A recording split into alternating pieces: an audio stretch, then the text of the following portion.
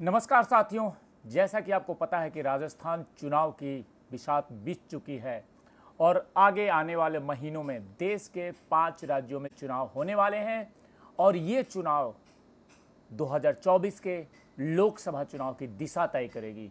यानी कि सभी पार्टियों की बहुत ही बड़ी नज़र है आने वाले 5 राज्यों के चुनाव में, लेकिन मुख्य रूप से राजस्थान और मध्य प्रदेश पे सबकी नज़र टिकी हुई है, क्योंकि यहीं से जो हिंदी भाषी ये क्षेत्र है, यहाँ से बहुत बड़ा एक मैसेज आने वाला है कि आखिर जो 2024 के लोकसभा चुनाव में केंद्र में किसकी सत्ता बनेगी। लेकिन कई बार ऐसा होता है कि विधानसभा चुनाव और लोकसभा चुनाव दोनों अलग अलग मुद्दों पर लड़े जाते हैं। तो चलिए आज की वीडियो की मैं शुरुआत करता हूँ और आज हम बात करेंगे राजस्थान पे। राजस्थान जो कि एक मजबूत किला रहा है हमेशा से भाजपा का, परंतु बीच बीच में यहाँ कांग्रेस की भी सरकार बनती रही है। इस बार क्या समीकरण बैठ रहे हैं और इस बार भाजपा कितने सीटों पे जीत रही है और कांग्रेस कितने सीटों पे जीत रही है और सरकार किसकी बन रही है, ये सारे विश्लेषण आज के इस वीडियो में आपको देखने को मिलेगा।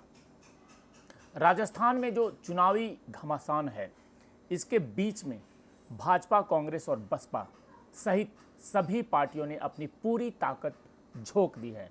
लेकिन राजस्थान की सत्ता के शीर्ष तक पहुंचने के लिए भाजपा और कांग्रेस की असली खींचतान 119 सीटों पे रहती है।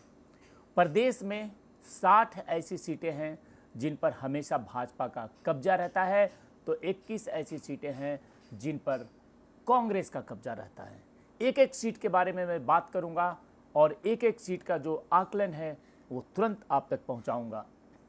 लेकिन प्रदेश की 119 ऐसी सीटें हैं जिसको जीतने के लिए दोनों ही पार्टियां यानी कि भाजपा और कांग्रेस जी तोड़ करके मेहनत करती है, हर राजनीतिक दांव पेच खेलती है और इन सीटों पर जिनकी जीत होती है वही पार्टी सत्ता पे काबिज होती है।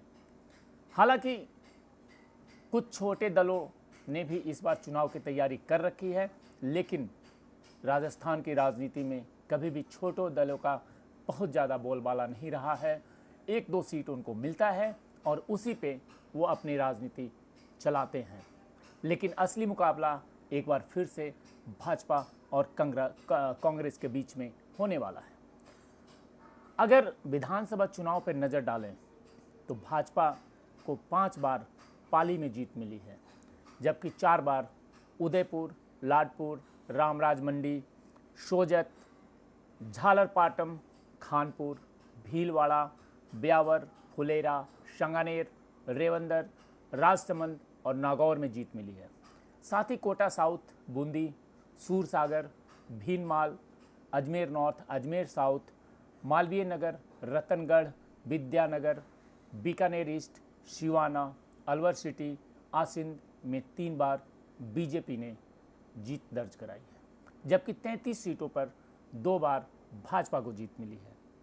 इसी तरह कांग्रेस की अगर मैं बात करूं तो कांग्रेस 5 बार जोधपुर की सरदारपुरा सीट को कांग्रेस ने जीता है, जबकि बाड़ी सीट पर 3 बार कांग्रेस ने जीत दर्ज की है और 3 बार झुंझुनू में, बागीदौरा, शपोटरा, बाड़मेर, गुढ़ामालनी, फतेहपुर में कांग्रेस ने जीत दर्ज की है। साथ ही डिंग कुमार, सांचौर, बड़ी सादड़ी, चित्तौड़गढ़, कोटपुतली, सरदार शहर सहित 13 सीटों पर कांग्रेस को जीत मिली है। उदयपुर में 25 साल से कांग्रेस का खाता नहीं खुला है। 51 साल में 11 चुनाव हुए, लेकिन कांग्रेस सिर्फ 1985 और 1998 में जीती थी। इसी तरह फतेहपुर में 1993 के चुनाव में आखिरी बार भंवरलाल ने जीत दर्ज किया था, उसके बाद बीजेपी कभी जीत नहीं पाई। बस्ती में कांग्रेस 1985 में अंतिम बार जीती थी। 38 साल में कांग्रेस को कभी सफलता नहीं मिली। पिछले 3 चुनाव लगातार निर्दलीय ने बस्ती सीट से जीती है। कोटपुतली की बात करें तो कोटपुतली में 1998 के चुनाव में बीजेपी के रघुवीर सिंह ने जीत दर्ज किया था। उसके बाद भाजपा के इस सीट पर कभी वापसी नहीं हुई।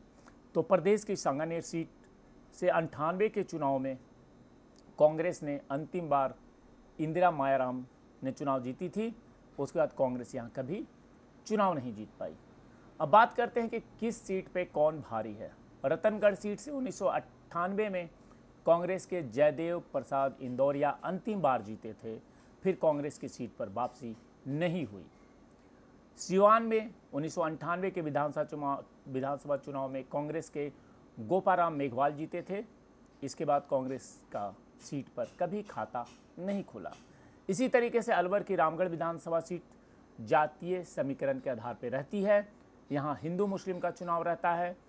तो जो इस बार के जो समीकरण बन रहे हैं राजस्थान में, वो काफ़ी ही ज़्यादा महत्वपूर्ण है, क्योंकि राजस्थान में इस साल के अंत में जो चुनाव होने हैं उसमें बीजेपी और कांग्रेस दोनों ने जी तोड़ अपनी सारी दांवपेच लगा दिया है और बीजेपी और कांग्रेस सूबे की 200 सीटों पर जो चुनावी समीकरण है उसमें जुगत अपनी भिड़ाने में लग गए हैं। और जो 119 सीटों की मैं बात करूं, 119 सीटों पे जिसकी जीत दर्ज होगी वही सत्ता में काबिज होगा। लेकिन एक जो सबसे महत्वपूर्ण बात है वो ये है कि क्या जो भाजपा ने नया दाव मध्य प्रदेश में खेला है कि जो केंद्रीय मंत्री हैं, कुछ सांसद हैं, उनको मैदान में मध्य प्रदेश में उतारा गया है। और इस बार क्या राजस्थान में भी ऐसा होने वाला है? लेकिन जो गुप्त सूत्रों से जो पता चल रहा है उसके अनुसार इस बार राजस्थान में भी ये होने वाला है। और राजस्थान में इस बार जो खबर मिल रही है, कई केंद्रीय मंत्री विधानसभा चुनाव में मैदान में उतरेंगे और उनके बलबूते पे ही इस बार राजस्थान की जो राजनीति है वो मजबूत तरीके से भाजपा अपने पक्ष में करने के जुगाड़ में भिड़ी हुई है। वहीं दूसरी तरफ अगर बात करें कांग्रेस की, तो कांग्रेस के जो राहुल गांधी हैं उन्होंने भारत जोड़ो यात्रा निकाली थी और भारत जोड़ो यात्रा की उनके कांग्रेस पार्टी के अंदर ये एक मैसेज है कि भारत जोड़ो यात्रा से कांग्रेस को काफ़ी फ़ायदा हुआ है। तो कांग्रेस उस भारत जोड़ो यात्रा की सफलता को भुनाना चाहती है, लेकिन राजनीति अपनी तरफ चलती है और जनता का मूड बिल्कुल ही अंत समय में बदल जाता है।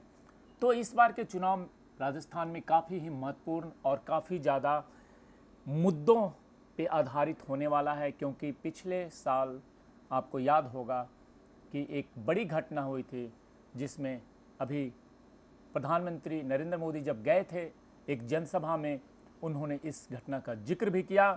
तो वोटर, आखिर वोटर का मूड किधर जाता है और वोटर क्या चाहते हैं, ये एक बहुत बड़ी बात होगी इस आगे आने वाले राजस्थान विधानसभा चुनाव में। तो राजस्थान विधानसभा चुनाव और अन्य चुनावी गतिविधियों के बारे में आपको लगातार मेरे इस YouTube चैनल पे अपडेट्स मिलते रहेंगे। आगे आने वाले समय में आपको और भी कई सारी अपडेट्स जो कि चुनाव से संबंधित होगा वो लगातार मिलेगा। तो अगर आप चैनल पर नए हैं तो चैनल को सब्सक्राइब कर लीजिए। कुछ विधानसभा सीटों के बारे में भी हम बात करेंगे, लेकिन आज के लिए बस इतना ही। जय हिंद, जय भारत।